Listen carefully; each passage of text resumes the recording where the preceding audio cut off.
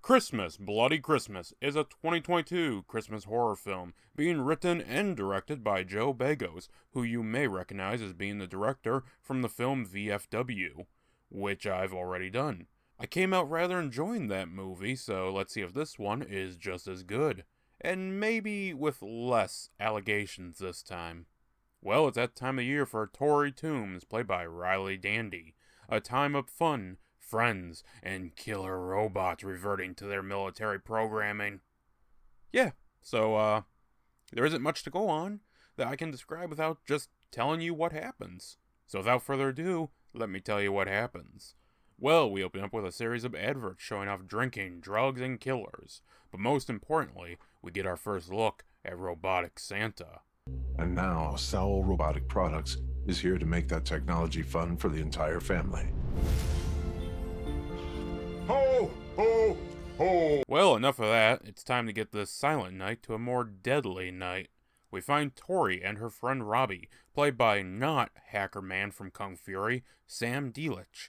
With their dialogue, we learn that Tori is a bit of a whore, which Robbie manages to break by showing her a random singing video of her date, which somehow breaks the deal.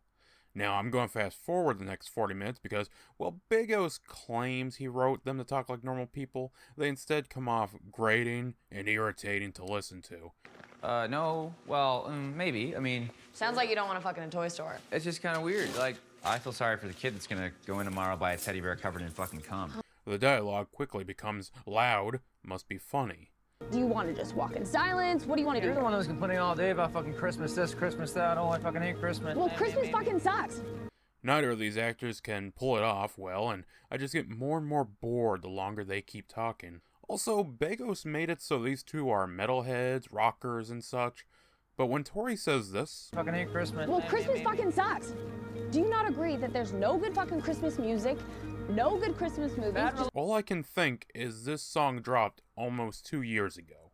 Hear carols from the trenches, we sing a holy night. Our guns lay to rest on snowflakes. Our Christmas in the trenches, our Christmas on the front, far from home. And that's from a really popular metal band. I mean, these characters make references that seem like the most basic stuff. I mean, it's nice you reference Lemmy, but this feels like dialogue ripped straight out of any other film with the slightest metal in it. Also, they managed to be the most annoying duo, and this is still going. Anyways, heading to a toy store, they meet up with their friends Jay and Lana, who are written the same and act the very same. He's in the back freshening up.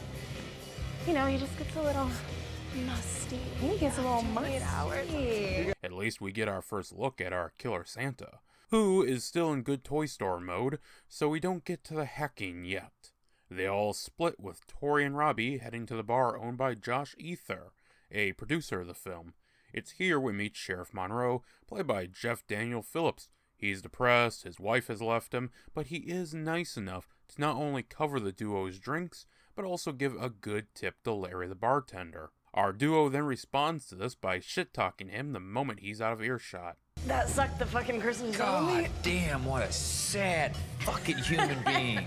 Well, heading back to Robbie's car, we cut the Robo-Santa reverting back to his military doctrine, and that doctrine involves a lot of stalking while two people give porn-level acting. Anyways, he kills them both, chopping Jay in half with not-so-good special effects and smashing Lena's head. This is heard by our duo and perceived in the obvious way. Yeah, no! Jay hitting that pipe? Yeah, he's hitting that fucking pipe. I don't think this is what Jay meant when he said he was gonna fuck her brains out. Well, as they drive away, Robo-Santa manages to spot and follow them, but these two need to start fucking. And when I say that, I mean it legit becomes softcore pornography. But what is sex without violence? And that comes in as the neighbors get chopped down one by one. This may sound interesting, but I'm not lying when I say it takes up nearly 5 minutes, while the whole time some basic porn tunes are redone in metal at full volume. And while the effects in VFW had moments of looking bad, they at least managed to have weight and creativity. Here they come off just basic and rather bland, leading to boring and frankly annoying scenes. I mean, am I just watching a violent porno?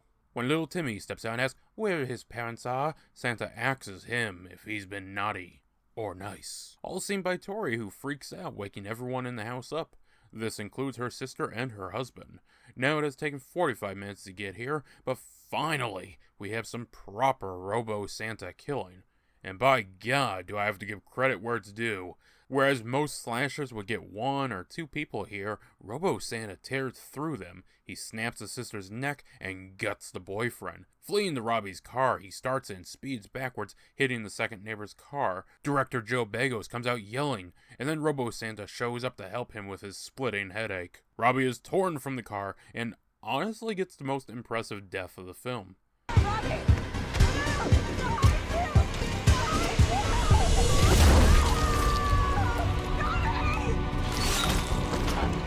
Luckily, art director Elliot Gilbert is on the scene and ready to fight. Unloading Buckshot into him, he seems to drop the killer. But the thing about Buckshot is it doesn't have as great of penetration, especially against steel, compared to a bullet. Well, he's shot down and Tori speeds away in the police cruiser, right into the path of Sheriff Monroe, who is written like if a 10-year-old tried replicating Rob Zombie dialogue. Well, down at the station, it's only a matter of time before Robo-Santa takes a page out of Michael's book and shows up in an ambulance. Both Monroe and his deputy are taken out. That deputy should have been on suicide watch, though, because we can clearly see Robo-Santa put the shotgun under deputy's chin, pump the shotgun, but he's holding the axe in one hand, and the other is keeping the shotgun in place. The deputy literally blew his own brains out.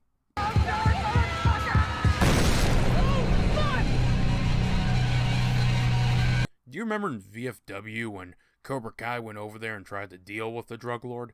Yeah, we knew that was stupid, but this movie is really making that scene look smart. To summarize, the next 22 minutes are a game of cat and mouse between Tori and Robo-Santa.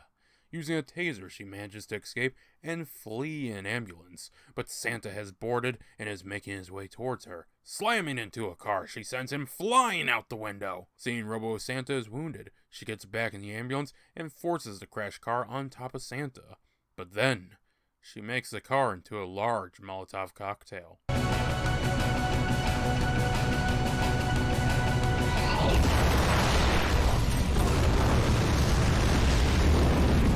And with all the dramatic pausing, music, lack of a surviving cast, you might think this is the end.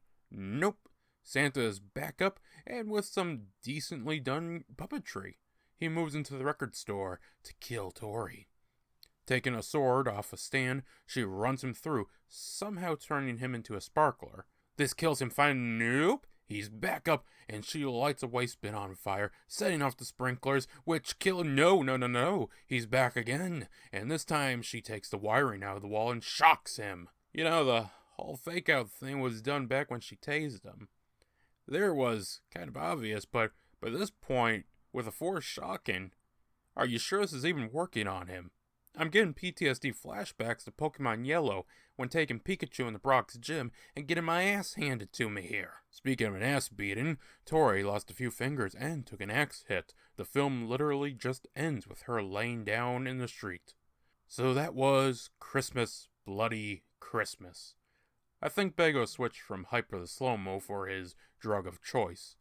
I mean, I can enjoy a film that takes its time and builds up to something, but normally that's with capable characters, good writing, and decent actors. Instead, what you get here is roll-up loud dialogue combined with porn-level acting and, honestly, softcore pornography. Look, I'm fine if a film shows off a bit of skin, but here it just comes off trashy and drug out. I mean, this film takes over half its runtime to get going, and at best you have women in panties to keep you distracted from the lack of quality. That might not be too bad if the writing didn't suck so much. I cannot emphasize enough how the constant rambling like a contrarian YouTuber just made me hate everything else about this film, and that's literally every character in this film. They all speak like some 6-year-old learned to swear and wrote from there. Now let's be clear here and say that Characters aren't what we have here. The most deaf goes to the sheriff, and he's only in 3 scenes, but he talks the exact same as everyone else. Even the bartender cameo talks the same. Begos said he wrote them like real people, but I don't think Begos gets out much, because not every single person talks like a Borderlands 3 character filtered through a 10-year-old's takeaway from a Rob Zombie flick. But hey, you most likely aren't here for the characters. They are just bags of meat brought in to be slaughtered by a machine in a red suit. So, how does that fare? He's there. Really, apart from the idea of Terminator dressed as Santa, you don't get much. How does he kill? An axe. Sure, he'll snap a neck or stomp a face. Hell, he even uses a shotgun, but everything is so basic and lacking any creativity. You go from VFW, where they had to make all sorts of unique weaponry and traps, to just, he has an axe. Even then, most of the effects seem worse, which is strange since this film had a $3 million budget, which was 3 times that of VFW. But even without the creativity, the kills lack weight. There's a reason Robbie had the best death, and that was because it had impact to the blow. Everything else is like jelly, or too dry to be entertaining. Guy gets split in half, and there's no blood or sense of actually splitting with an axe. The film feels like a first draft script that they made over a weekend and just decided to roll with. The movie premiered here in the US of A back in October at Beyond Fest. I can see why I didn't hear anything about it, only discovering this film because it was added to Shudder. Some interesting details is that Abraham Ben-Ruby, who played Robo-Santa, also played Santa in A Country Christmas back in 2013. In the record store, Tori hugs Rachel Grady, the costume designer. This movie was originally a pitch by Begos to do a remake of 1984's Silent Night, Deadly Night. It was denied on the basis of being too far from the original's concept. It's been a while since I've seen it, but I disagree with his take in this interview. Bliss hit right before the pandemic. I got asked to pitch on a remake by the rights holders, and I was fucking super excited. So I wrote like this super detailed 12-page pitch that is literally Christmas Bloody Christmas from front to start, and they passed on it. They didn't think that it was enough like the original. The fans are gonna be mad, and it's like, well, motherfucker, I'm the fan base. Yeah. Who cares? There's a fucking killer Santa. That's all you need. There actually was a rather different, or at least differently inspired remake called Deadly Night in 2012, which I recall enjoying. This will be funny later. And now, folks, it's time to say goodnight. We sincerely appreciate your patronage and hope we've succeeded in bringing you an enjoyable evening of entertainment. Please drive home carefully and come back again soon. Good night.